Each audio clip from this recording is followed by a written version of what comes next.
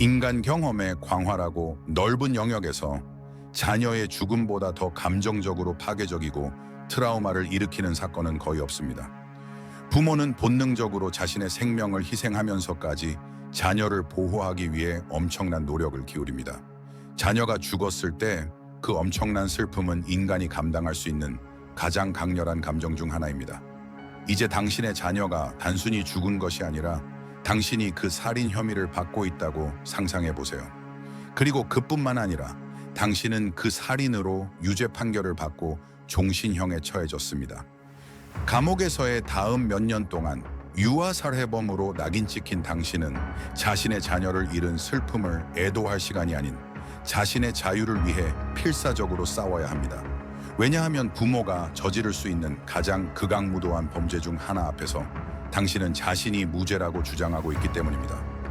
오늘 우리는 두 가지 호주 사례를 조사할 것입니다. 린디 체인벌린과 캐슬린 폴빅의 경우로 여기서 유아 살해에 대한 경찰의 혐의는 대부분 간접 증거에 기초했으며 아기의 죽음을 둘러싼 애매함이 진실을 밝히려는 시도를 좌절시켰고 피고인의 사건 진술은 그들의 이야기가 터무니없다고 생각하는 사람들과 완전히 그럴듯하다고 생각하는 사람들 사이에서 대중을 분열시켰습니다. 요약하자면 오늘 에피소드에서는 소위 말하는 딩고 변론이 의심스러운 유아 살해 사건에서 어떻게 적용되는지에 대해 다룰 것입니다. 린디 체인벌린 사건, 1980년 8월 17일 린디와 마이클 체인벌린은 두 아들 에이든과 리건 그리고 2달 된 딸 아자리아와 함께 울루루로 캠핑을 떠났습니다. 마이클 체인벌린은 제7일 안식일 예수 재림교 목사였으며 린디는 매력적이고 순종적인 목사의 아내 역할을 했습니다. 울루루는 약 5억 4천만 년 전 캄브리아기 동안 형성된 사암으로 이루어진 바위로 우리의 직접적인 조상들이 턱 없는 물고기였을 때 형성되었습니다. 울루루는 호주의 내륙에서 황량하고 바람에 침식된 평지 위로 363m나 우뚝 솟아 있습니다. 1980년 당시 이 너비 9km의 자연구조물은 19세기 말에 한 무명의 관료를 기리기 위해 탐험가가 붙인 이름으로 더 록 더 록으로 더 잘 알려져 있었습니다. 울루루라는 이름은 지역 원주민 피짠자자라 피짠짜짜라 방언에서 유래했습니다. 울루루라는 단어 자체는 특정한 의미가 없지만 알루라 엘루라는 이 바위의 소유권을 주장하는 지역 부족의 이름입니다. 울루루는 지역 부족들에게 그들이 문화로 존재해온 만큼 오랫동안 영적 장소로 여겨져 왔습니다. 인류가 울루루로 처음 건너온 것은 약 10,000년에서 20,000년 전이며 현재의 문화는 약 300년에서 1000년 전 사이에 형성되었습니다. 최근에는 울루루는 캔버라의 정치인들에게 사회적 이슈로 부각되었고 그들은 마치 원주민 역사를 모두 아는 것처럼 행동하고 있습니다. 울루루에서 하는 일이 그렇듯이 제7일 안식일 예수 재림교 목사와 그의 아내는 다른 수십 명의 관광객과 함께 그곳에서 캠핑을 했습니다. 흥미롭게도 그 지역의 딩고의 개체수가 급증했다는 소식이 퍼졌습니다. 딩고는 기본적으로 완전히 가정된 애완견으로 변하지 못한 길들여진 늑대와 비슷한 동물입니다. 인간은 거의 2만 년 동안 늑대를 교배해 개를 얻었습니다. 딩고는 오스트레일리아 내륙에서 사람을 물어뜯을 수 있는 날카로운 성격을 가진 야생 동물입니다. 딩고는 사냥감에게 무자비하며 딩고가 나쁘게 들린다면 드롭베어, 드롭비어스에 대해 들어보세요. 드롭베어는 블루 마운틴에 서식하는 육식성 코알라의 아종으로 나무에서 떨어져 먹이를 공격합니다. 거의 한 세기 동안 이 지역의 딩고는 현지 정착민들에게 위협이 되지 않도록 개 사냥꾼으로 불리는 남성들에 의해 사냥당해 왔습니다. 1920년대부터 현지 아낭부족 에낭우 사람들도 딩고 가죽을 넘기고 보상으로 교환하기 시작했습니다. 이후 수십 년 동안 야생동물 관리가 정부에서 관리하는 공원 서비스의 책임 중 하나로 공식화되었습니다. 불행히도 1970년대 후반에 이르러 정부의 비효율적인 대응으로 딩고의 개체수가 통제 불능 상태에 이르렀으며 관광객들이 이 문제를 악화시켰습니다. 그들은 겉보기에는 귀엽고 순진한 강아지들에게 먹이를 주었고 이는 딩고들이 캠프장으로 더 가까이 다가오도록 유인했습니다. 1980년 호주의 겨울 동안 사람들을 공격한 딩고에 대한 수많은 보고가 있었으나 지금까지 대부분의 피해자들은 몇 개의 물린 상처와 긁힌 자국만을 남기고 도망칠 수 있었습니다.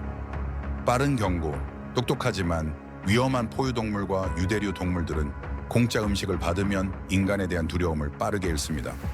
그들에게 먹이를 주는 것은 나중에 다른 사람들을 위험에 빠뜨릴 수 있습니다.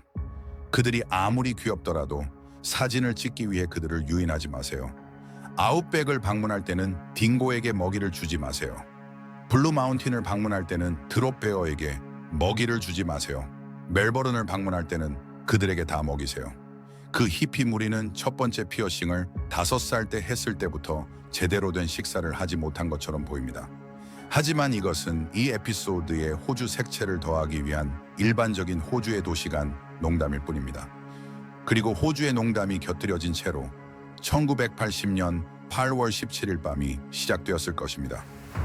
현지 캠핑객들은 바비큐를 켜고 일반적으로 호주인들이 바비큐에서 하지 않는 새우 대신 스테이크를 요리하고 맥주를 즐기며 벌리는 저녁 식사를 준비하면서 친구들과 잠시 대화를 나누었습니다. 남방우에서는 8월이 겨울이기 때문에 어둠이 이미 내려앉았습니다. 저녁 식사가 준비되는 동안 린디는 2달 된 딸을 체인벌린 가족의 텐트에 재우기로 결정했습니다. 몇 분 후 린디 체인벌린은 그룹으로 돌아와 아들 중 한 명에게 채서 구운 콩 한 캔을 건네주었습니다. 잠시 후 린디는 텐트에서 소리를 들었다고 말하며 다시 일어났습니다. 그녀는 텐트를 확인하기 위해 그곳으로 갔고 그녀에 따르면 텐트 밖에 서 있는 딩고를 보았다고 합니다. 그녀는 딩고를 쫓아냈고 딩고는 어둠 속으로 사라졌습니다. 그 후 린디의 비명이 밤하늘에 울려 퍼졌습니다. 2달 된 아기 아자리아는 더 이상 그곳에 없었습니다. 현지 호주인들의 축제는 갑자기 중단되었습니다. 린디는 즉시 딩고가 아기를 밤중에 캠프 밖으로 데려갔다고 주장했습니다. 인공 조명이 없었고 소수의 사람들 외에는 바다와 완전한 어둠만이 수킬로미터에 걸쳐 펼쳐져 있었습니다. 현지 캠핑객들은 모든 손전등을 모아 딩고를 찾아 나섰고 아이 알 수 있는 울음소리를 들으려고 애썼지만 아무 소리도 들리지 않았습니다. 당국이 도착하여 수색에 합류했습니다. 새벽이 되었지만 아무것도 발견되지 않았습니다. 수색 인원이 늘어났고 그들의 무질서한 방법은 점차 조직적이고 철저해졌지만 여전히 아무것도 발견되지 않았습니다. 일주일 후 캠프장에서 약 4km 떨어진 사막의 붉은 모래 속에서 작은 아기 잠옷과 나시가 발견되었습니다. 목 부분은 피로 얼룩져 있었고 그것은 아기 아자리아의 것이었지만 그녀의 시신은 결코 발견되지 않았습니다. 4달 후 12월 15일에 바로 중앙 오지에 위치한 수백 킬로미터에 걸쳐 가장 큰 인간 정착지인 작은 마을 앨리스 스프링스에서 아기 아자리아의 실종에 대한 조사가 시작되었습니다.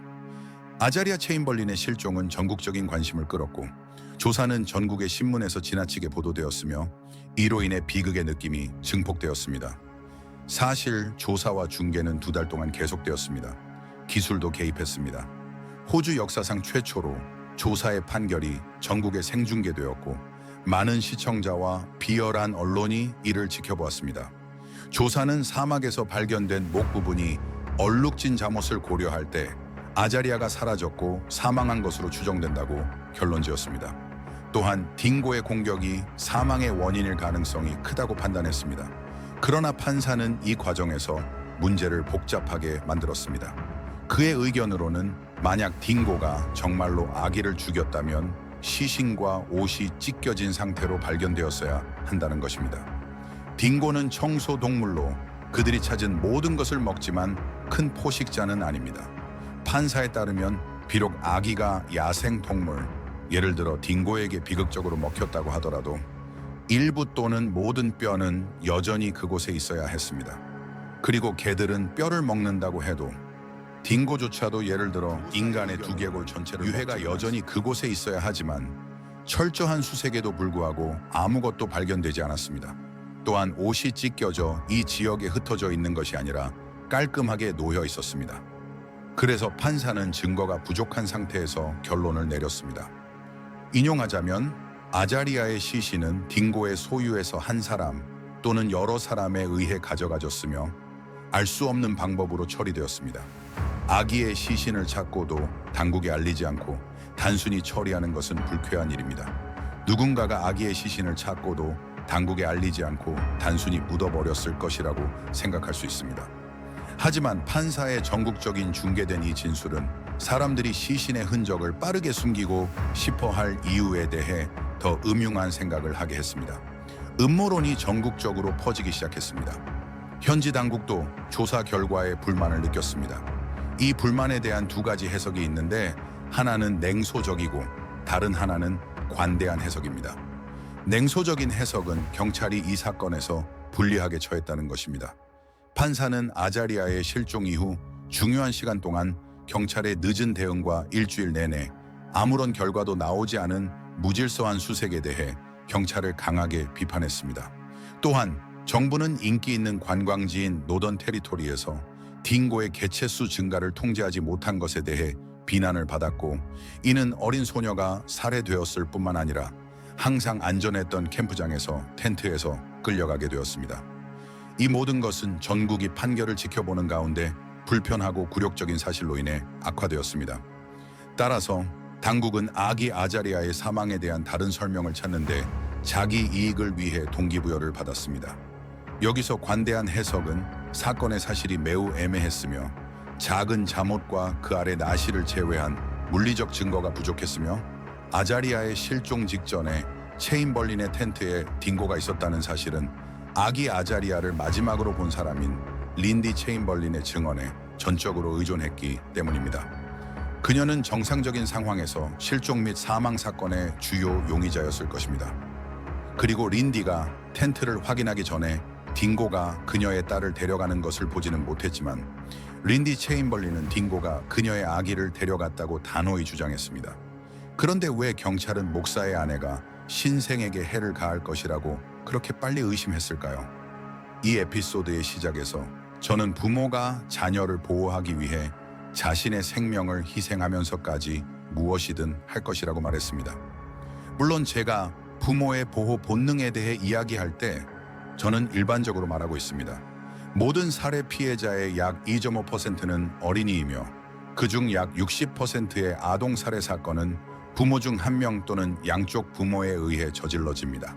그리고 남성들은 그들의 테스토스테론 때문에 성인 사이코틱 유인원으로서 전체 살인의 약 90%를 책임지고 있습니다. 부모에 의한 유아 살해는 좀 더 공평하게 이루어지며 약 50대 50의 비율로 나뉩니다. 어머니가 저지른 유아 살해의 약 40%는 아기가 만일 세 이전에 발생하며 만일 세 이하의 유아 살해의 약 75%는 어머니에 의해 저질러집니다.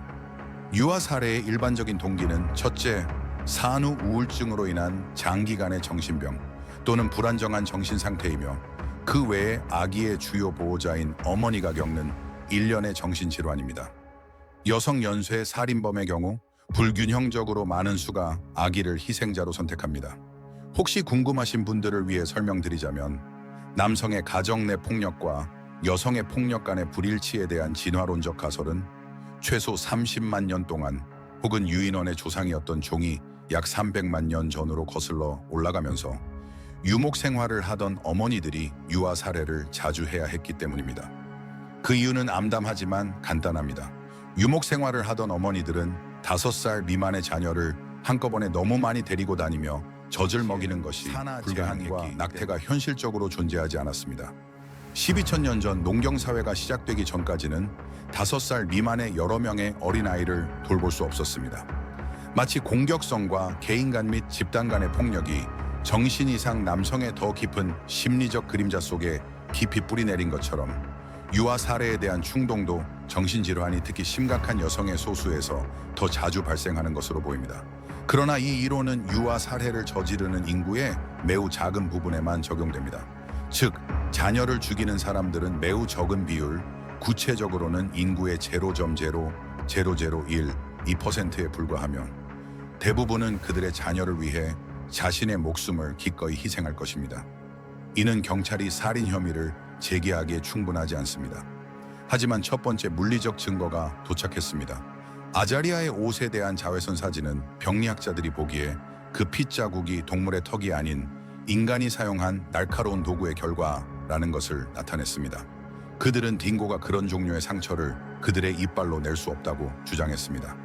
특히 주목할 만한 점은 그 옷이 동물 공격에서 예상할 수 있는 것처럼 찢겨지지 않았다는 점입니다. 자외선 사진은 또한 린디 체인벌린의 손 크기와 같은 피 묻은 성인의 손자국일 가능성을 보여주었습니다. 경찰은 또한 체인벌린의 차 노란색 홀든 티라나를 압수했습니다. 앞좌석에서 병리학자들은 피의 흔적, 더 구체적으로는 6달 미만의 어린아이에게만 있을 수 있는 태아 헤모글로빈의 흔적을 발견했습니다. 1980년 8월 17일 밤 경찰은 린디 체인벌린이 2달 된 딸을 텐트에 두지 않고 홀든 노란색 차의 앞좌석으로 데려가 가위로 목을 베었다고 주장합니다. 가위의 날에는 태아 헤모글로빈의 흔적이 발견되었습니다. 이 버전에 따르면 그녀는 시신을 큰 카메라 케이스에 숨겼습니다. 그런 다음 린디는 모닥불로 돌아와 채서 꺼낸 구운 콩을 작은 아들 중 한 명에게 먹였습니다.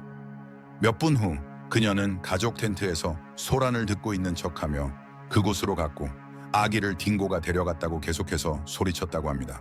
당시 캠핑객들 사이에는 그 지역에 딩고가 급증했다는 막연한 인식이 있었기 때문에 린디가 이 계략을 꾸며서 계획된 범죄를 은폐했다고 합니다.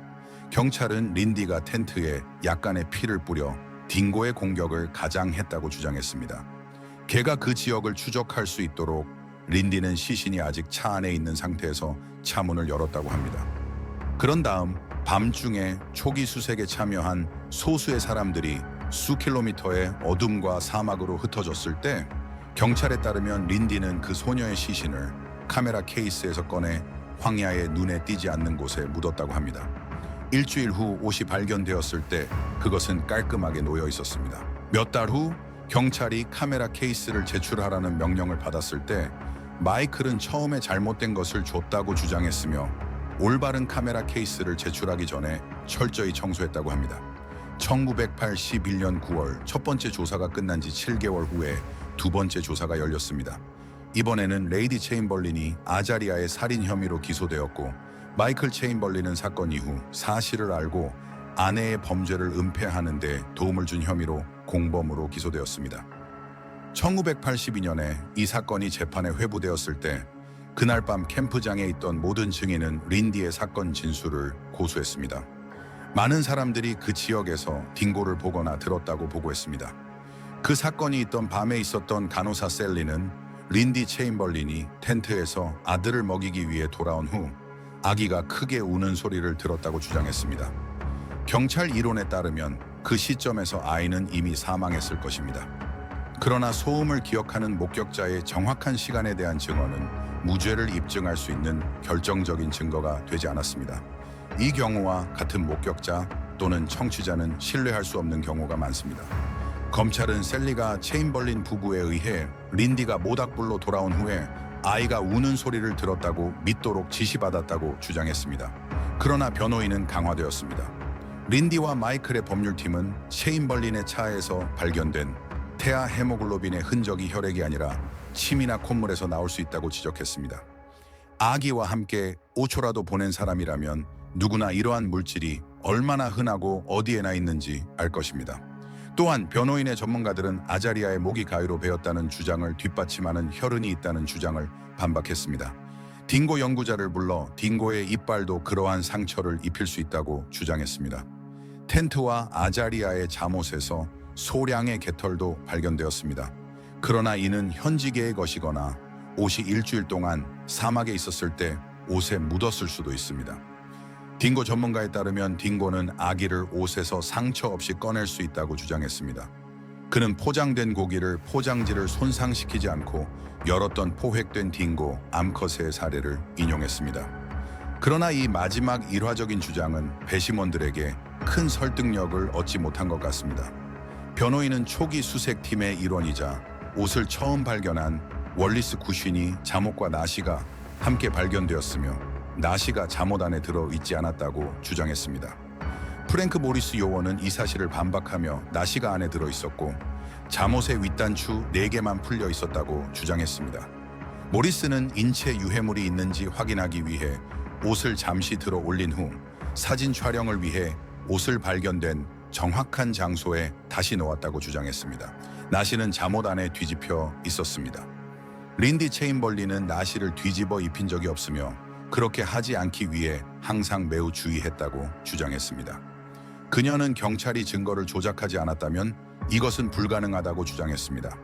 그러나 배심원의 눈에는 이것이 살인 재판의 피고인에 의해 지지된 단순한 무죄 주장으로 린디의 이야기는 일관성이 없다는 것이 드러났습니다. 그녀는 잠옷과 나시 외에도 아자리아에게 카디건 또는 더 정확히는 담요와 재킷을 입혀 따뜻하게 했다고 주장했습니다.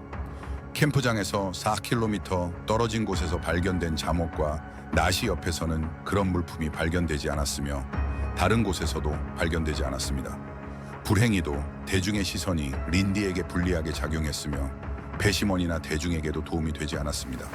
그녀는 무죄인 여성이 방금 아이를 잃은 후 일반적으로 예상되는 것처럼 공개적으로 슬퍼하는 모습을 보이지 않았습니다. 또한 재판 당시 린디가 다시 임신한 상태였다는 사실도 일부 사람들에게는 아자리아의 죽음을 애도할 시간을 적절히 갖지 않았다는 인상을 주었습니다. 호주 대중은 또한 제7일 안식일 예수 재림교도에 대해 불신을 품었고 린디와 마이클이 기이한 극단적 기독교 종파에 속해 있다고 암시했습니다. 터무니없이 대중은 린디가 아자리아를 항상 검은 옷으로 입혔다는 사실에 반대했으며 이는 어떤 사탄적 영향이 있다는 암시로 여겨졌습니다. 사실 1980년대 초반에는 검은색과 어두운 남색이 유아용 패션으로 유행했습니다. 익명의 거짓 고발은 아자리아라는 이름이 사막에서의 희생을 의미한다는 소문을 퍼뜨리는데 도움을 주었으며 실제로는 히브리어로 하나님께 도움받은 이라는 뜻이었습니다. 이러한 모든 추측은 신문 판매를 위해 언론에 의해 열심히 확산되었습니다. 린디가 딩고가 그녀의 아기를 죽였다고 주장한 것은 일반적으로 있을 수 없는 일로 조롱당했습니다. 딩고는 일반적으로 사람을 공격하거나 심각한 부상을 입히지 않으며 하물며 죽이지 않습니다. 딩고가 아이들을 사냥했다는 증거는 매우 드물었고 여전히 드뭅니다. 아이의 옷에서는 사막에 거친 4km를 끌고 다닌 흔적이 없었습니다. 옷에서 발견된 먼지와 식물 흔적은 캠프장 주변에서 발견된 것과 일치했으며 옷이 발견된 곳에서는 그렇지 않았습니다. 또한 방어팀과 기소팀 간에 딩고가 아이를 입에 물고 끌지 않고 긴 거리를 이동할 수 있는지 여부에 대한 큰 논쟁이 있었습니다. 딩고는 늑대나 심지어 큰 개에 비해 상대적으로 작습니다. 딩고는 단지 9에서 14kg 정도 나가며 이는 회색 늑대의 무게의 18에서 50%에 해당합니다. 비교해보면 2달 된 아기는 약 6kg 정도 나가며 이는 딩고 자체 무게의 약 절반에 해당합니다. 딩고는 또한 상대적으로 작은 입으로 아이를 물고 다니는데 어려움을 겪었을 것입니다. 1982년 대중의 상당수에게 딩고의 공격 주장은 끔찍한 범죄를 은폐하려는 절망적인 어머니의 변명처럼 보였습니다. 배심원도 그렇게 생각한 것 같습니다. 1982년 10월 29일 린디는 아자리아 체인벌린의 유아 살해 혐의로 유죄 판결을 받고 무기징역을 선고받았습니다. 그녀의 남편 마이클은 사건 이후 사실을 알고 중요 증거를 조작한 것으로 보이며 공범으로 유죄 판결을 받았으며 18개월의 집행유예를 받았습니다. 11월 17일 린디는 네 번째 아이를 출산하기 위해 잠시 감옥에서 병원으로 옮겨졌으며 출산 후 종신형을 살기 위해 감옥으로 돌아갔습니다. 린디 체인벌린의 법률팀은 연방법원에 린디의 유죄 판결을 뒤집기 위한 항소를 제출했으며 합리적 의심을 뒤엎을 수 있는 충분한 의문이 있다고 주장했습니다. 이 항소는 1983년 4월에 기각되었으며 린디가 자신의 딸을 살해했다는 의심을 초월한 실질적인 증거가 있다고 확인되었습니다. 다른 말로 하면 딩고의 공격이라는 이론은 당시 불합리하고 있을 수 없는 설명으로 여겨졌습니다. 린디는 이후 호주 대법원에 항소를 제기했지만 1984년 2월에 기각되었습니다. 그 시점에서 린디는 이미 자신이 저지르지 않았다고 주장한 범죄로 16개월 동안 감옥에 있었습니다. 린디가 모든 선택지를 소진한 상태에서 2년이 더 흘렀으며 그녀는 여생을 감옥에서 보낼 가능성이 높았습니다.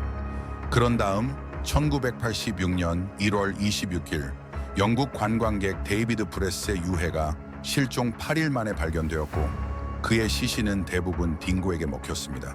경찰이 브레스의 유해를 찾아 나섰을 때 그들이 딩고에게 옮겨졌을 가능성이 있었습니다. 아기 재킷이 발견되었습니다. 린디 체인벌린은 그날 밤 자신의 딸을 재울 때 아자리아에게 입힌 재킷과 동일한 것이라고 주장했습니다. 재킷은 딩고의 굴 근처에 반쯤 묻혀 있었습니다.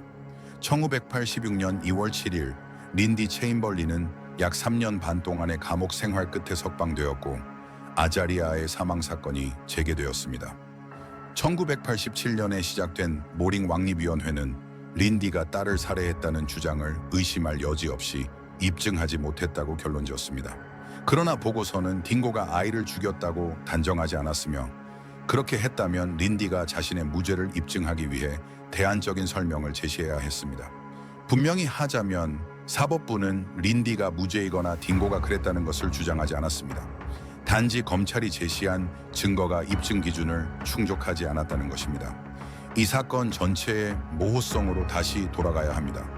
가장 유죄를 뒷받침하는 물리적 증거인 차의 가위와 옷에 남아있는 태아 헤모글로빈은 콧물이나 피일 수 있었습니다. 당시에는 DNA 검사가 존재하지 않았습니다. 린디가 그날 밤 입었던 옷에서는 혈흔이 발견되지 않았습니다. 또한 경찰이 린디가 사막으로 시신을 옮기는데 사용했다고 주장한 카메라 케이스에서도 혈흔이 발견되지 않았습니다. 핏자국이 있는 잠옷은 인간 또는 동물의 공격으로 인한 것인지 결정적으로 나타나지 않았습니다. 옷이 사막으로 어떻게 옮겨졌는지에 대한 명확한 지표도 없었습니다. 딩고가 그랬든 아니든 간접적인 증거는 유죄 판결을 내리기에 충분하지 않았습니다. 형사 항소법원은 모든 유죄 판결을 무효로 했습니다. 11월에는 메릴 스트립이 주연한 어둠 속의 외침이라는 영화가 개봉되었으며 이 영화는 린디의 사건 진술을 충실히 재현했으며 대중의 동정심을 불러일으켜 스트립은 아카데미상 후보에 올랐습니다. 1992년 정부는 체인벌린 부부에게 그들의 삶을 완전히 망쳐버린 사법 시스템으로 인해 받은 불편에 대해 130만 달러를 보상했습니다.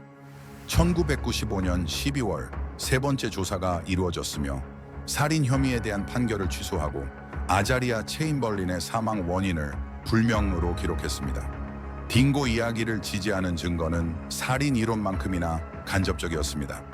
13kg의 딩고가 6kg의 아기를 입에 물고 굴로 데려가 재킷을 벗기고 잠옷을 벗기고 큰 손상을 입히지 않고 사막으로 4km를 옮겼을 가능성이 매우 높았지만 아기의 시신은 결코 발견되지 않았고 확인되지 않았습니다. 딩고의 명확한 공격 자국이 있는 유해나 린디가 그녀의 딸이 끌려가는 모습을 명확히 보지 않았다면 증거는 불충분했습니다. 거의 20년이 지났고 린디는 무죄를 선고받지 못해 불만을 품었고 사법 시스템에 대한 신뢰를 잃었습니다. 아자리아의 죽음 30주년을 맞이한 2010년 린디는 아자리아의 사망 증명서를 딩고에 의해 살해된 것으로 변경하기 위한 온라인 캠페인을 시작했습니다. 광범위한 대중의 지지와 상당한 대중의 압력으로 인해 2011년과 2012년 사이에 네 번째 조사가 이루어졌습니다. 1995년 이후 존재했던 증거가 다시 해석되었고 프레이저 섬에서 최근에 발생한 아이들에 대한 딩고 공격의 추가 일화적 증거가 사용되었습니다. 이는 실제로 딩고가 때때로 아기들을 죽이려고 시도했다는 것을 보여주었습니다. 이 증거를 바탕으로 법의학자는 1980년 8월 17일 밤 울루루에서 딩고가 아자리아 체인벌린을 죽였다는 사실이 의심의 여지가 없다는 결론을 내렸습니다. 그는 린디와 마이클에게 공식적으로 사과하고 아자리아의 사망 증명서의 사망 원인을 변경했습니다. 이제 호주 대중의 99%는 린디에게 완전히 동정하고 있으며 딩고가 아자리아 체인벌린을 죽였을 가능성이 매우 높다는 점에서 린디에게 공감했습니다. 하지만 이 네 번째 조사 판결은 호주 노던 테리토리 정부의 홍보 전략으로 비판받았으며 냉정하고 신중한 법의학 분석과 사법적 행위가 아니라는 의견도 있었습니다. 비판자들은 단순히 딩고 공격을 의심의 여지가 없는 것으로 확인할 증거가 충분하지 않으며 이는 처음에 체인벌린을 기소할 증거가 충분하지 않은 것과 마찬가지라고 주장했습니다. 두 번 같은 실수를 반복함으로써 호주 사법 시스템은 그들의 과정에 대한 대중의 신뢰를 회복하기보다는 오히려 감소시켰을 가능성이 있습니다. 법적 선례와 절차에 대한 문제를 제외하고 린디가 많은 의심의 여지가 있음에도 불구하고 범죄로 유죄 판결을 받았다는 사실에 대해 개인적으로 기쁩니다. 그녀가 거의 확실히 저지르지 않은 범죄로 평생을 감옥에서 보내지 않아도 되었습니다.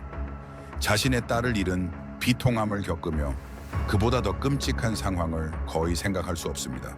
그러나 사법적 오류로 인해 그녀는 그 악몽 속에서 몇 년을 보내야 했으며 이는 결코 완전히 치유될 수 없는 상처를 남겼습니다. 캐슬린 폴빅과 딩고 변론. 딩고 변론은 아기의 죽음을 설명하는 타당하지만 확인되지 않은 설명으로 살인에 대한 대안으로 제시됩니다. 이 설명은 가장 가능성이 높은 것이 아니며 발생 가능성이 낮은 터무니없는 것으로 간주될 수도 있지만 적어도 타당해야 합니다. 유아 살해 사건에서 딩고 변론은 유아 살해 혐의가 간접적인 증거에 기반을 두고 있으며 합리적 의심의 가능성이 있는 상황에서만 그 힘을 발휘합니다. 그리고 많은 유아 살해 사건은 범죄 행위에 많은 증거를 남기지 않고 아기를 살해할 수 있는 용이성 때문에 애매합니다.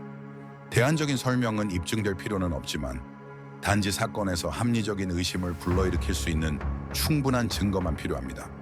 이제 우리는 유아 살해에 대해 또 다른 호주 사례를 조사해야 합니다. 여기서는 노벨상 수상자들이 제시한 가장 화려하고 있을 수 없는 딩고 변론 중 하나가 폐쇄된 것으로 여겨졌던 사건에서 더 큰 의심을 불러일으킨 1967년 6월 14일에 태어났으며 그녀의 아버지 토마스 브리트는 건설 노동자였고 어머니는 캐슬린 도노반이었습니다. 2019년의 한 심리 보고서는 캐슬린이 아마도 학대를 받았을 가능성이 있다고 제시했습니다. 어린 시절 아버지에 의해 성적으로 1년 반 후 1969년 1월 18일 밤 브리트는 도노반을 24번 찔러 살해했습니다. 한 보고서에 따르면 브리튼의 범행 동기는 동거녀의 심각한 자녀 방임에 분노했기 때문이었다고 합니다. 아버지는 그날 밤 체포되어 살인 혐의로 15년형을 선고받고 복역한 후 영국으로 추방되었습니다. 캐슬린은 아직 매우 어린 나이에 잠시 양육 가정에 맡겨졌습니다. 1970년 그녀는 비데리아 아동보호소라는 고아원으로 옮겨졌습니다. 2달 후 캐슬린은 영구적인 양육 가정으로 이동하여 성인이 될 때까지 그곳에서 지냈습니다. 캐슬린이 고아로 있는 동안 학대를 당했다는 증거나 심각한 혐의는 없지만 이를 확인할 수는 없습니다. 반면에 양부모는 캐슬린이 2살에서 3살 사이에 심한 분노 발작, 공격성, 울음을 보였고 지적 발달에 어려움을 겪고 있었다고 보고했습니다. 그녀가 자라면서 점점 고립되고 내성적이 되었습니다. 그녀는 형제들을 지배하려고 시도했고 자주 거짓말을 했으며 아동복지 보고서에서 어린 나이부터 문제적인 성적 행동이라고 언급한 것을 발전시켰습니다. 이는 모두 과거의 트라우마로 인한 심리적 손상이 있음을 시사합니다. 이는 안타깝게도 흔한 일입니다. 양어머니와의 관계가 악화되면서 캐슬린은 고등학교를 중퇴하고 집을 떠났습니다. 그녀는 여러 비숙련직에서 일했습니다. 18살이 되었을 때 캐슬린은 뉴사우스 웨일즈 뉴캐슬의 한 클럽에서 23살의 크레이그 폴빅을 만났습니다. 그들은 2년 후인 1987년에 결혼했습니다. 캐슬린과 크레이그 폴빅의 첫째 아들 케일럽은 1989년 2월 1일에 태어났습니다. 아기는 숨을 거칠게 쉬었고 후두 연골이 부드러워 흡입 시 상부 후두가 무너지는 경증 후두 연화증으로 진단되었습니다. 의사는 케일럽이 자라면서 이 문제를 극복할 것이라고 말했습니다. 19일 후 케일럽은 캐슬린 폴빅이 크레이그와 함께 사용하던 방 옆방에서 잠자리에 들었습니다. 자정에서 새벽 2시 사이에 케일럽이 숨을 멈췄고 그 후 캐슬린 폴빅은 자신의 일기에 마침내 그가 잠들었다고 적고 다시 잠자리에 들었습니다. 몇 시간 후 케일럽은 어머니에 의해 사망한 채로 발견되었습니다. 케일럽의 사망 원인은 공식적으로 연가돌 연사 증후군 SIDS로 판정되었으며 후두 연화증의 합병증에 대한 언급이 있었습니다. 요약하자면 케일럽의 경증 상태가 그를 질식하게 한 것으로 추정되었습니다. 몇 달 후 캐슬린 폴빅은 다시 임신했습니다. 두 번째 아들 패트릭은 1990년 6월 3일에 태어났습니다. 캐슬린 폴빅은 나중에 자신의 일기에 이렇게 적었습니다. 오늘은 패트릭 앨런 데이비드 폴빅이 태어난 날이다. 그날은 감정이 복잡했다.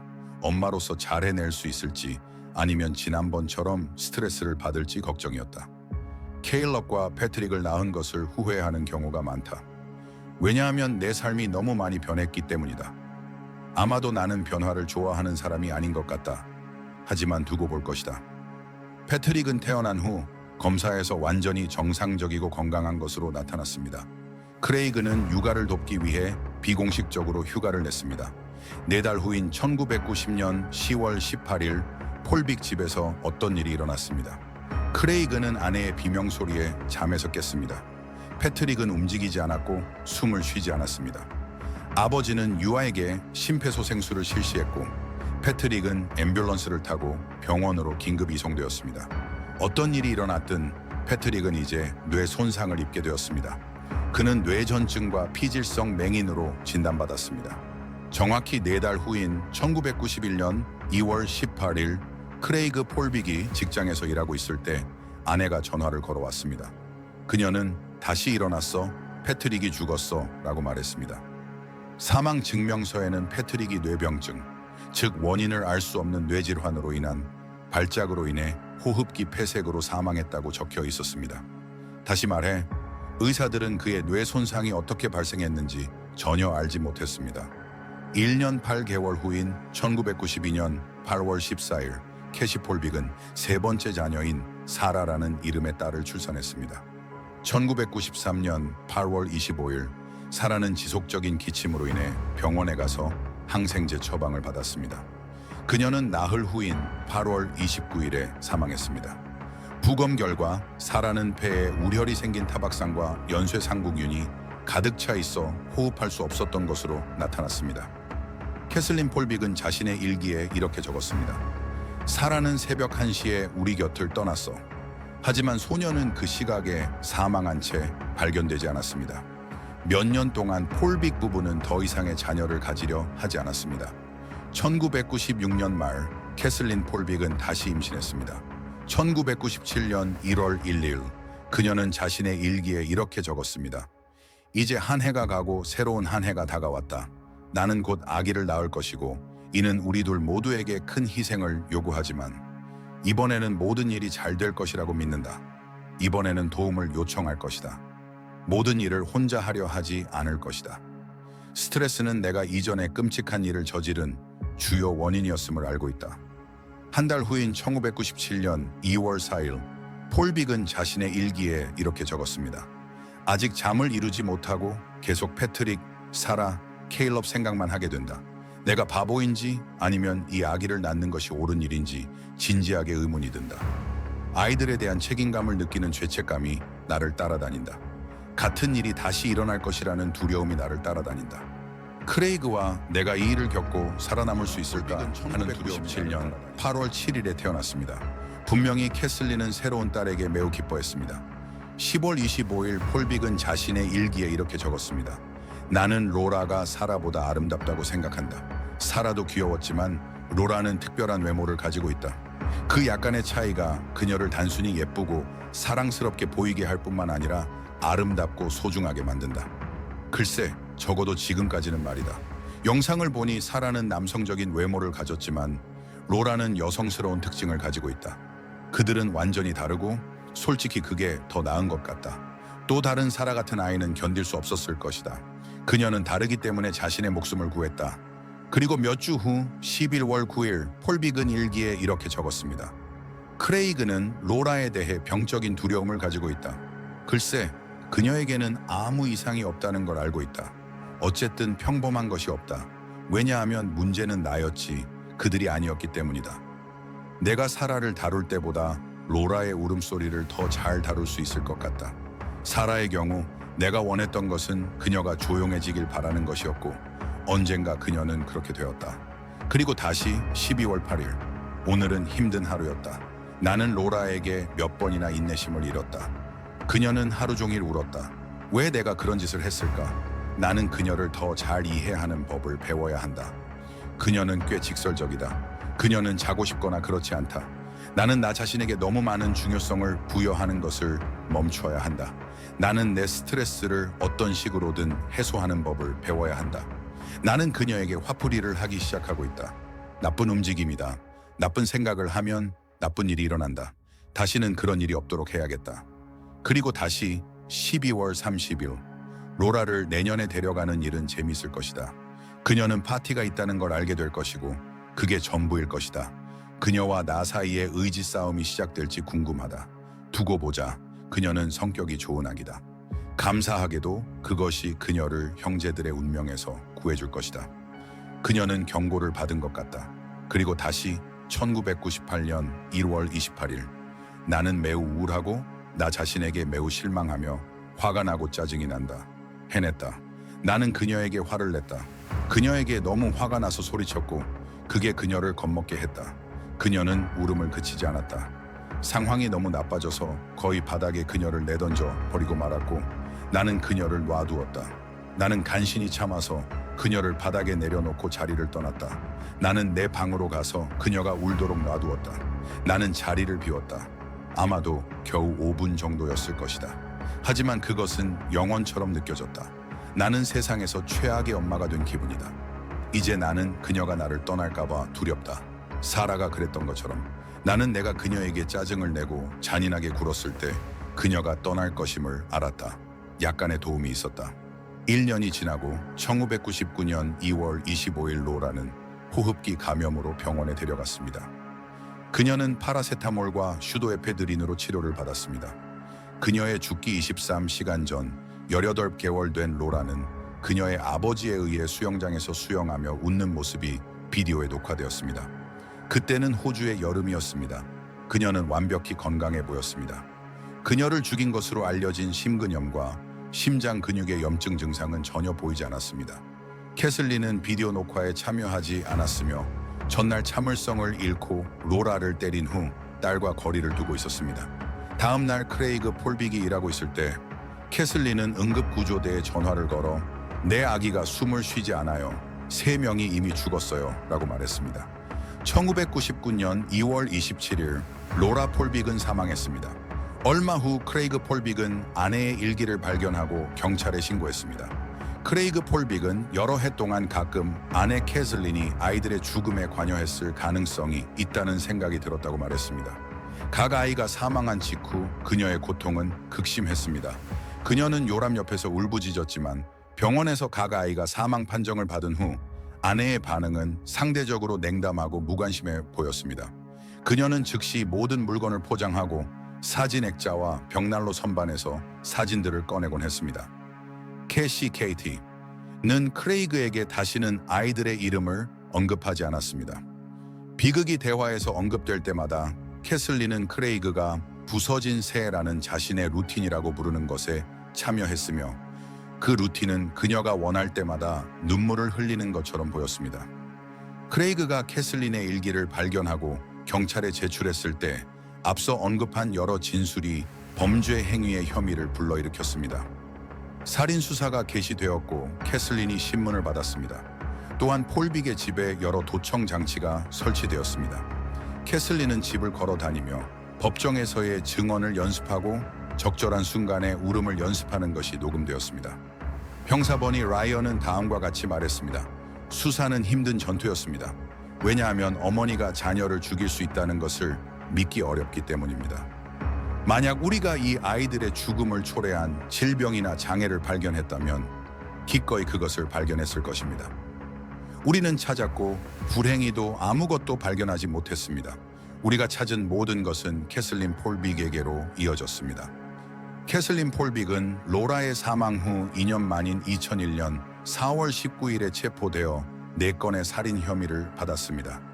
재판은 2003년에 시작되어 7주 동안 진행되었습니다. 검찰은 그녀가 좌절감 속에서 아이들을 질식시켜 살해했다고 주장했습니다. 의도적인 질식의 물리적 증거는 없었습니다. 왜냐하면 질식의 징후는 구분하기 하지 않으며 위험에서 벗어날 힘도 없습니다. 상처는 나이 많은 아이들이나 본능적으로 저항하기 시작하는 성인과 비교해 드뭅니다. 가능한 한 가지 징후는 사망 전 여러 번 병원 방문을 하는 것이지만 이는 패트릭에게만 적용되고 다른 아이들에게는 해당되지 않습니다. 의도적인 질식의 또 다른 징후는 아동학대에 의한 2차적 상처일 수 있지만 폴빅의 경우 이러한 상처는 거의 없었습니다. 때때로 아이가 질식당할 때 과도한 압력으로 인해 코와 입에서 피가 나올 수 있지만 항상 그런 것은 아닙니다. 의도적인 질식은 주로 낮이나 오후에 발생하며 대부분의 영가 돌연사 SIDS 사례는 밤에 발생합니다. 실제로 주요한 4건의 사망 중 2건은 낮에 발생했습니다. 마지막으로 자연 질병은 사망 직전 몇 시간 동안 증상을 보일 수 있지만 의도적인 질식의 희생자는 사망 직전까지 완벽히 건강한 것으로 간주됩니다. 이 모든 것이 분명히 말하자면 절대로 의도적인 질식의 결론적인 증거는 아닙니다. 전반적으로 이는 확인하기 어려운 유령 범죄입니다. SIDS, 즉 영아 돌연사 증후군은 배제에 의한 진단으로 알려져 있습니다. 이는 법의 학자들이 사망의 구체적인 물리적 원인을 확실하게 찾아내지 못했을 때만 지정되는 진단입니다. 형사조사가 완료된 후에도 SIDS의 진단과 함께 사망 원인으로 추정될 수 있지만 이는 확인과는 다릅니다. 다시 말해 SIDS는 그 자체로 질병이 아니라 무슨 일이 일어났는지 모른다는 진단의 일종입니다. SIDS는 전 세계적으로 유아 사망의 약 절반을 차지합니다. 이 사례들 중 약 5%는 의도적인 질식의 결과일 수 있다고 추정됩니다. 검찰의 주장은 같은 가족 내에서 4명의 아기가 갑자기 사망하고 어머니만이 유일한 목격자인 것은 매우 불가능하다는 생각에 기반을 두고 있었습니다. 이는 영국의 소아과 의사인 세뮤얼 로이 메도우 경의 연구에서 영감을 받은 메도우의 법칙으로 알려진 것을 상기시켜줍니다. 메도우의 법칙은 다음과 같이 말합니다. 한 번의 영아 돌연사는 비극이지만 2번은 의심스럽고 3번은 살인이다. 이 주장은 같은 가정에서 SIDS가 여러 번 발생할 가능성이 매우 낮다는 점에 기반을 두고 있습니다. 영국의 셀리 클락 사건에서는 그녀가 2 자녀를 살해한 혐의로 기소되었으며 메도우는 한 자녀가 부유하고 비흡연 가정에서 사망할 가능성을 8,500분의 1로 추정하고 동일한 사건이 2번 발생할 가능성을 7,300만 분의 1로 제시했습니다. 폴빅 사건의 경우 3번 발생할 가능성은 4조 3천억 분의 1, 4번 발생할 가능성은 28 해리언 분의 1입니다. 문제는 메도우의 추론이 검사의 오류라고 부를 수 있는 것에 빠진다는 점입니다. 우리는 매우 낮은 확률로 어떤 일이 발생한다는 사실을 누군가의 유죄와 혼동해서는 안 되며 모든 주변 상황을 고려해야 합니다. 그렇지 않다면 누군가가 번개에 맞을 때마다 범죄 수사가 시작될 것입니다. 수백만 명의 인구와 수천 가지의 심리적, 환경적 상황에서 매우 낮은 확률의 사건도 여전히 발생할 수 있습니다. 잊지 말아야 할 점은 부모가 자녀를 살해하는 행위도 매우 드문 사건이라는 점입니다. 대략 6,500만 분의 1의 확률로 발생합니다. 셀리 클락 사건에서는 나중에 법의학적 증거로 그녀의 자녀들이 자연사한 것으로 밝혀졌고 7,300만 분의 1이라는 확률은 무의미해졌습니다. 이로 인해 메도우의 평판은 완전히 망가졌습니다. 한편 셀리 클락은 그 악몽 이후 알코올 중독에 빠져 2007년에 사망했습니다. 하지만 폴빅 재판이 열렸던 2003년에는 메도우의 법칙이 아직 논란이 되지 않았습니다.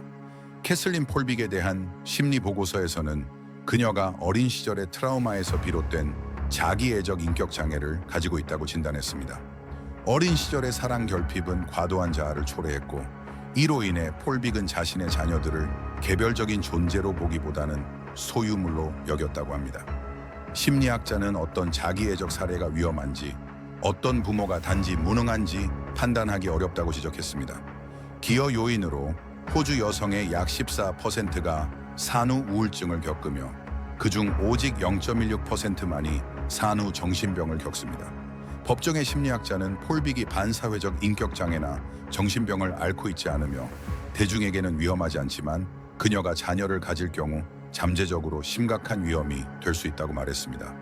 각 자녀의 사망 사건은 질식 가설과 일치했으며 모든 신체적 질병도 질식으로 설명할 수 있었습니다. 그리고 폴빅의 일기, 그녀의 유죄를 입증하는 가장 중요한 간접 증거가 있었습니다. 여러 해 동안 폴빅은 아이들에게 해를 입히고 살해한 것처럼 보이는 여러 암시적인 진술을 남겼습니다. 폴빅은 당시 다음과 같이 말했습니다. 그것들은 문자 그대로가 아닙니다. 분명히 그것들은 내 마음을 들여다볼 창이 아닙니다.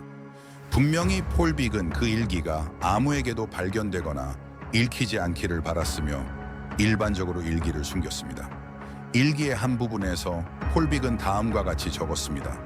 이야기를 하자면 아무도 이 글을 읽고 내 모든 비밀을 알아낼 수 있을 것 같지 않다.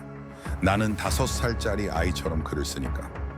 질문은 의심스러운 사망 사건 외에도 이러한 일기의 내용이 그녀의 유죄를 합리적 의심의 여지 없이 확신시킬 수 있는가입니다. 변호인은 폴빅이 자녀들에게 해를 끼치지 않았다고 주장하며 그녀가 사랑스러운 어머니였음을 보여주는 일기의 일부 내용을 강조했습니다. 변호인은 또한 폴빅이 매력적인 사람이라는 것을 증언하기 위해 인격 증인을 제출했습니다. 변호인은 폴빅의 일기에는 살인에 대한 직접적인 고백이 없으며 그녀가 슬픔에 잠긴 어머니의 죄책감에 기인할 수 있다고 주장했습니다.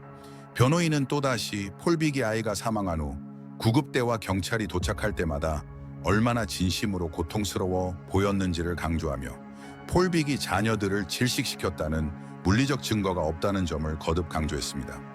합리적 의심에 대한 문제에 대해 4명의 자녀가 자연사할 가능성에 대해 검찰은 배심원에게 달린 돼지가 태어나 날아다닐 수도 있을 것입니다.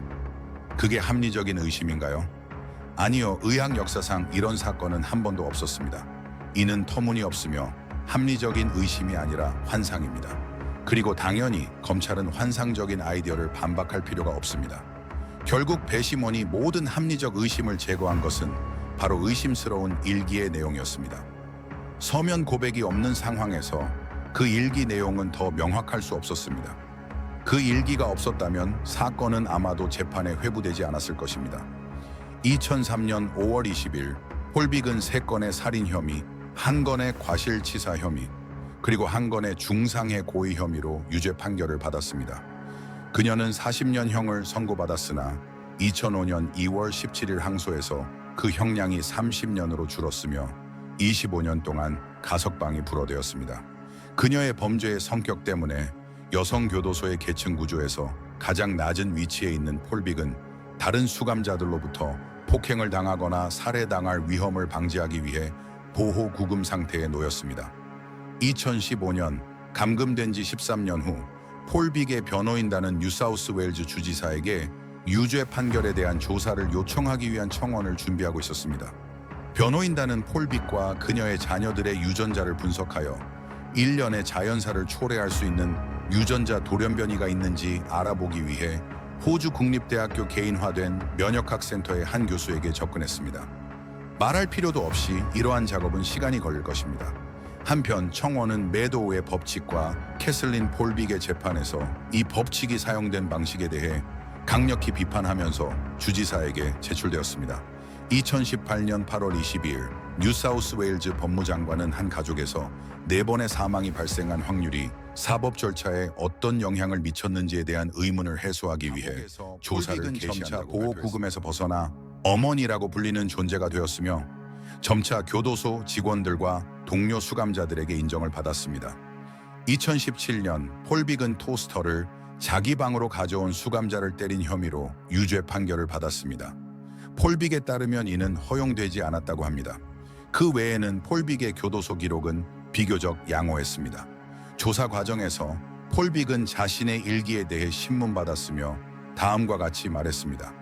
나는 내 아이들을 죽이지 않았으며 이 일기들은 내가 얼마나 우울했는지와 얼마나 많은 문제를 겪었는지에 대한 기록일 뿐입니다. 이 일기들은 항상 나 자신을 탓하는 관점에서 쓰였습니다. 나는 모든 일에 대해 나 자신을 탓합니다. 어머니로서의 책임을 다하기 위해 그렇게 하는 것입니다. 위험한 상태라는 표현에 대해 물었을 때 폴빅은 이렇게 말했습니다. 위험한 상태란 우울증을 의미합니다. 내가 우울하거나 기분이 안 좋을 때는 내게 다가오지 마세요. 로라가 사라와 달라서 목숨을 구했다는 문구에 대해 폴빅은 다음과 같이 설명했습니다. 그것은 신비한 표현이었습니다. 나의 믿음에 대한 성찰이었고 그것은 카르마와 아이들이 서로와 그리고 신과 대화하는 것과 관련이 있습니다. 내가 가졌던 모든 믿음들입니다. 그것은 잘못된 위안이었고 왜곡된 믿음이었지만 나는 내 아이들이 더 이상 나와 함께 있고 싶어 하지 않기로 결정했다고 믿었습니다. 그리고 나는 그 이유를 이해하지 못했습니다. 끔찍한 일을 할 수 있다는 것에 대한 질문에 폴빅은 이렇게 설명했습니다. 내 딸을 바닥에 내려놓고 30초 동안 울게 하는 것도 그럴 수 있습니다. 내 생각에는 그것이 끔찍한 일입니다. 검찰은 조사에서 이러한 답변이 믿을 수 없는 환상적인 것이라고 주장했습니다. 이에 대해 폴빅은 믿을 수 있는지 아닌지는 상관없습니다 라고 대답했습니다. 검찰은 그녀를 압박했습니다. 당신은 자신의 일기에서 함께 사용한 단어들의 일반적인 의미와 명확한 의미가 객관적으로 다르게 보일 수 있다는 것을 받아들일 수 있습니까? 폴빅은 그렇습니다. 하지만 나는 내 일기를 쓸 때와 그 단어들을 사용할 때 내 마음이 그렇게 작동하지 않았다는 것을 설명하려고 했습니다 라고 대답했습니다. 이에 대해 한 언론 관찰자는 정말 편리하군요 라고 올바르게 지적했습니다.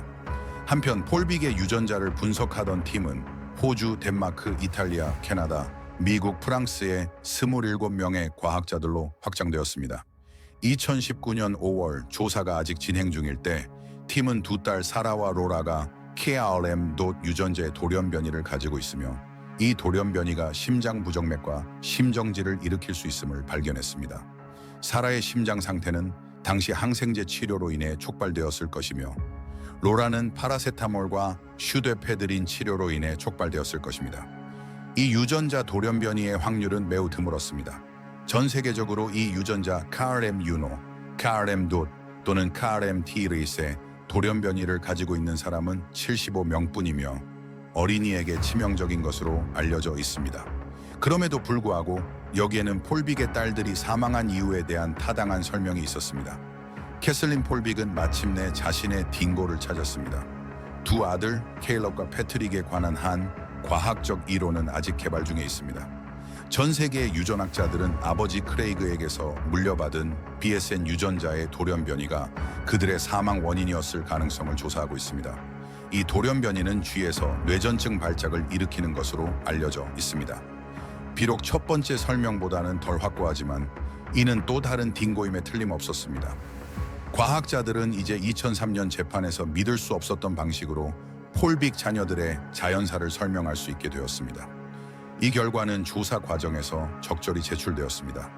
검찰 전문가 조나단 스키너는 CRM 돌연변이가 그렇게 어린 두 사람의 사망 원인이 될 가능성이 매우 드물 것이라고 말했습니다. 한편 다른 보유자인 캐슬린 폴빅은 완벽히 건강했으며 50대에 접어든 지금도 여전히 건강했습니다. 변호인은 KRM 돌연변이 보유자가 무증상일 수 있다고 주장했습니다. 2019년 7월 조사 종료 시 판사 레지날드 블랑슈는 최근의 유전적 증거에 따라 다음과 같이 인정했습니다. 사라와 로라가 심장질환을 앓았을 가능성이 있으며 이는 그들의 사망 원인이 되었을 가능성이 확인되지 않은 사망 원인으로 인한 임상적으로 예외적인 시나리오라고 주장했지만 이는 전적으로 타당한 이론이었습니다.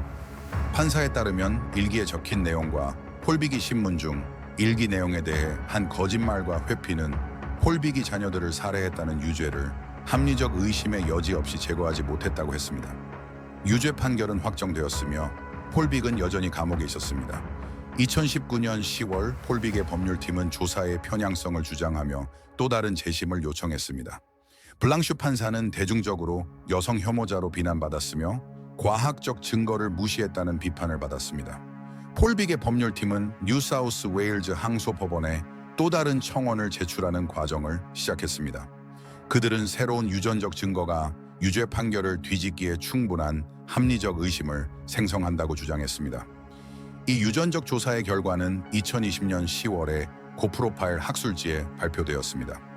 한편 2021년 새해 첫날 캐슬린 폴빅이 새로운 감옥으로 이송된 후 동료 수감자에게 폭행을 당해 눈에 멍이 들고 여러 타박상을 입었습니다. 이는 그녀의 아기 살해범이라는 평판 때문이었습니다. 이 사건에 대해 폴빅은 다음과 같이 말했습니다. 나는 마지막 교도소에서 16년이 넘는 시간 동안 직원들과 수감자들에게 존경을 받기 위해 노력했으며 그들에게 내가 보고서에 나오는 것과는 다르다는 것을 보여주었습니다. 여기서는 그런 기회를 주지 않아요. 정말 슬픕니다. 2021년 3월 4일 호주의 저명한 과학자 및 의료 전문가 90명이 뉴사우스 웨일즈 주지사에게 폴빅을 사면해달라는 청원에 서명했습니다. 그들은 이제 폴빅 자녀들의 사망에 대한 의학적 및 과학적 설명이 존재한다고 지적했습니다. 청원서에는 다음과 같이 쓰여 있습니다. 폴빅 사건은 강력한 의학적 및 과학적 증거가 간접 증거의 주관적 해석보다 무시될 수 있다는 위험한 선례를 세웠습니다. 청원의 문제점은 다음과 같습니다.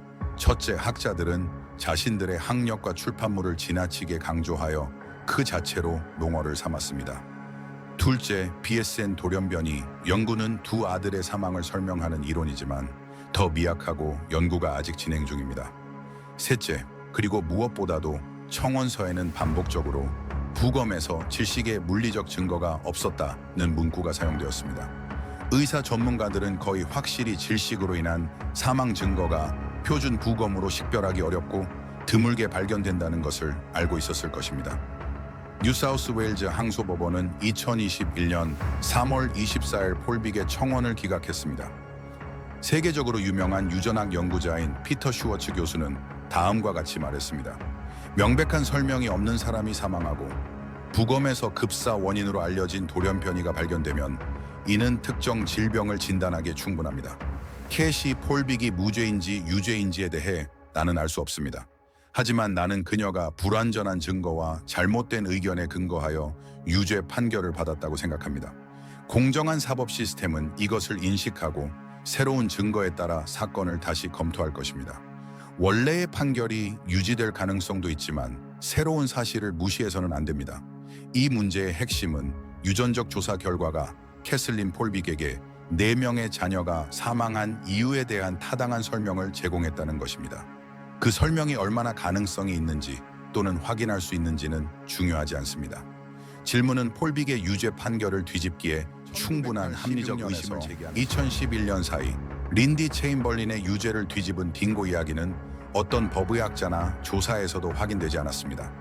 2088년 모링위원회 이후 모호함에도 불구하고 폴빅의 유죄 판결을 뒤집기에 충분한 합리적 의심이 존재한다는 아이디어가 그녀를 감옥에서 해방시켰습니다. 유전적 설명과 상관없이 캐슬린 폴빅의 경우 나머지 증거가 합리적 의심의 여지 없이 유죄를 입증하는 데 충분했는지가 핵심입니다. 결국 의심스러운 일기 내용으로 인해 폴빅의 유죄가 확신되었습니다. 저는 개인적으로 배심원이 그 일기를 바탕으로 유죄를 선고해야 하는지에 대해 확실한 의견을 가지고 있지 않습니다. 이 결정에는 아마도 무죄인 여성을 감옥에 가두거나 4명의 자녀를 살해한 살인자를 풀어주는 가능성이 달려 있습니다. 윌리엄 블랙스톤의 10명의 유죄자가 도망가는 것이 1명의 무고한 사람이 고통받는 것보다 낫다는 주장을 상기시켜줍니다. 2019년 조사에서 일기 내용에 대해 소환된 언어학 전문가가 한 말을 여러분께 남기며 여러분이 자신의 결정을 내릴 수 있도록 하겠습니다. 내 생각에는 그것들이 단일하고 명확하며 유죄를 입증하는 의미를 가지고 있다고 생각합니다. 즉, 그것들은 사실상의 고백이었습니다. 그리고 내가 확신할 수 없었던 것이 나를 좌절시켰습니다. 그리고 다른 사람들이 왜 그렇게 확신하는지 이해할 수 없습니다. 누군가가 서면으로 고백한다고 해도 당신은 경찰관, 검사 또는 변호사로서 여전히 그것을 입증하고 싶어 할 것입니다. 그들이 이런 말을 만들어낸 건가요? 나는 유죄를 입증하는 글이 불가능하다고 말하는 것이 아닙니다. 또한 그것이 전혀 비논리적이라고 말하는 것도 아닙니다. 내가 말하고 싶은 것은 단일한 의미를 가정하고 그 의미가 4명의 자녀가 사망한 것과 일치한다고 가정하는 것은 안전하지 않다는 것입니다. 그리고 마무리하기 전에 고백할 것이 하나 있습니다. 처음에 언급했던 드롭베어는 존재하지 않습니다. 이는 호주 사람들이 야생 동물에 대한 관광객의 공포를 이용해 장난치는 고전적인 농담입니다. 우리 청중 중에 호주 사람이 있다면 내가 시도하지 않았으면 실망했을 것이라고 확신합니다. 여기까지 오셨다면 이 다른 범죄 사건을 보지 않으셨나요? 저는 놓치지 않을 것입니다.